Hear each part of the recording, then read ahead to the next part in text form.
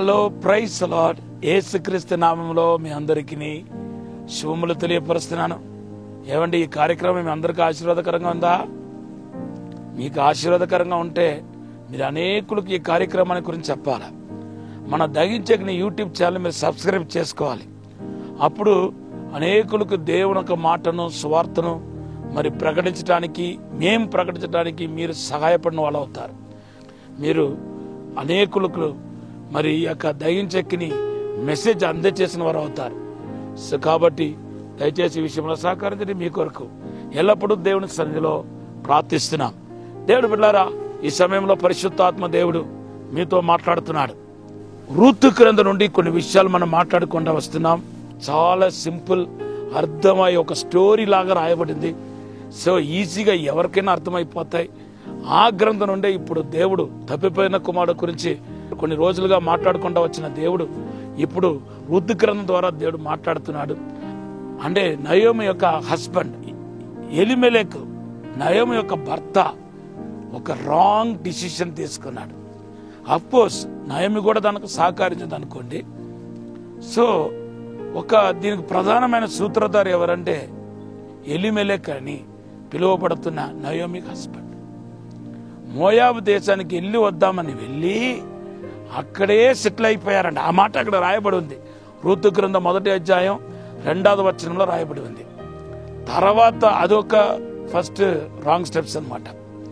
రెండవ wrong steps ఏంటంటే తన కొడుకులకు అక్కడే మ్యారేజ్, వివాహం సంబంధం చూశారు. ఎందుకంటే మోయాబు స్త్రీలు చాలా అందంగా ఉంటారంట. కాబట్టి కరువని పోయి సంపాదించడానికి వెళ్ళి అక్కడ అన్నిలతో ఏం చేస్తారంటే తన కొడుకుకు పెళ్లి సంబంధాలు చూసి పెళ్లి చేశారు. అందమైన అమ్మాయి దొరికింది, జ్ఞానవంతురాలు దొరికింది. ఇంకేంటి నా కొడుకు జీవితం చాలా బాగుండబోతుందని అనుకుంటున్న టైంలో తుఫాను మొదలైంది. దేవుని బిడ్డలారా, ఇదే పొరపాటు, ఎగ్జాక్ట్గా ఇదే పొరపాటు చేసిన తల్లిదండ్రులు మీలో చాలా మంది ఉన్నారు కాదా? మీ అబ్బాయికి అన్నిలు వివాహం చేయలేదా? చెప్పండి. మీ అమ్మాయికి అన్నిలు వివాహం చేయలేదా?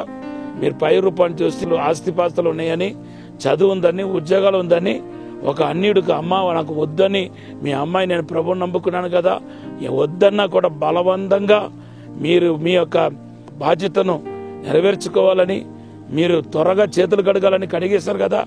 ఇప్పుడు ఎంత శాపం అనిపిస్తుంది మీ అమ్మాయి. కాబట్టి ఇటువంటి పొరపాట్లు మీ జీవితంలో చేయబాకండి. రాంగ్ డిసిషన్ మీ జీవితానికి చాలా చాలా చాలా శాపాన్ని తీసుకుని వస్తాయి. దేవుడి బిడ్డలారా, మరి ఆ శాపం మీతో పాటు పోదు, మీ తరతరాలు వెంటాడుతూ ఉంటాయి. మీరు అనేకులకు అభ్యంతరకరంగా ఉండిపోతారు. ఈరోజు ప్రభు ఆత్మ మీతో మాట్లాడుతున్నాడు. ఇటువంటి ఎన్ని రాంగ్ డిసిషన్ తీసుకోలేదు? అడ్డుదారులు సంపాదించుకోవడానికి మీరు రాంగ్ డిసిషన్ తీసుకోలేదా? చెప్పండి. అన్నీ కలిసి వస్తాయని, కట్నాలు ఎక్కువ ఇస్తున్నారని చెప్పి మీ అబ్బాయికి మరి ఏమాత్రం భక్తి లేని అమ్మాయిని తీసుకొచ్చి చేయలేదా మీరు? లేకపోతే అడ్డుదారులో మీ ఉద్యోగం రావాలని మీరు లంచాలు ఇచ్చి, అవి ఇచ్చి, ఇవి ఇచ్చి మీ అబ్బాయికి, మీ అమ్మాయికి, మీకు ఉద్యోగాలు వెతుకోలేదా?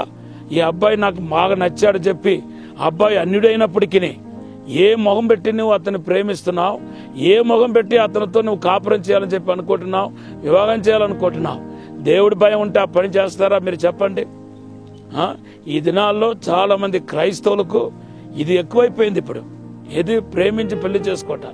కనీసం ఇష్టపడే వ్యక్తి ఒక ఆత్మపురుడైనా లేకపోతే దేవుని ప్రేమించే వ్యక్తి అయితే మనం ఏదో ఫోన్లని చెప్పి అనుకొని మనం ముందుకు రావచ్చు. కానీ ఎంత చండాలం అంటే అపవిత్రుల్ని, కామాంధులని, లేకపోతే ఆశ మాటలు చెప్పి, మోసపూరితమైన మాటలు చెప్పి వలలో వేసుకున్న వారిని వివాహం చేసుకోవటానికి నువ్వు ప్రయత్నం చేయటం, అది నీకు శాపలాగా అనిపించలేదా? నీకు అది బాధలాగా అనిపించలేదా? దేవుడే నాతో మాట్లాడుతున్నాడంటే ఈరోజు మానై. విశ్వాసులకు అవిశ్వాసులకు పొత్తు లేదని బైబిల్లో రాయబడి ఉంది. అక్రమంగా నువ్వు నడుచుకుని రాంగ్ స్టెప్ తీసుకొని మీ జీవితంలో శాపానికి కారణం కావద్దని మిమ్మల్ని హెచ్చరిస్తున్నాను. ఇప్పుడు ఒక చిన్న ప్రార్థన చేస్తాను.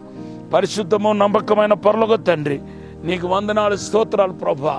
ఇప్పుడేనైనా మమ్మల్ని క్షమించి, మన్నించి, పరిశుద్ధపరిచి, శుద్ధీకరించి ప్రభువా తండ్రి అయ్యా తండ్రి, మమ్మల్ని హెచ్చరించి నీతి మార్గంలో నడిపించండి ప్రభా.